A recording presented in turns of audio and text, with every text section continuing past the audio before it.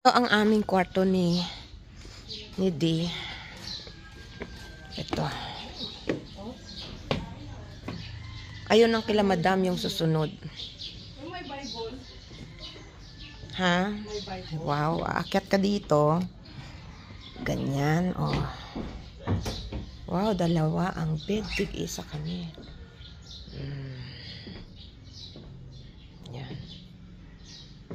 Mga ano, oh. Ang ating mga kabinet.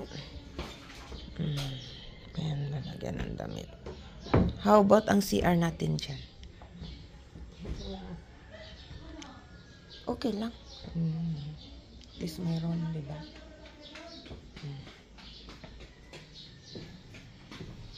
Yan po ang aming kwarto.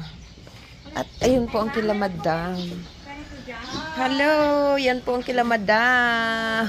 Happy birthday, madam! Hindi natin ang ating gamit sa Opo, kukunin na po.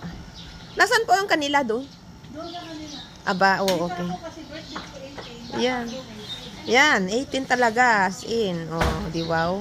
Kunin na namin ang gamit doon sa sasakyan. Pastor, ito po sa inyo.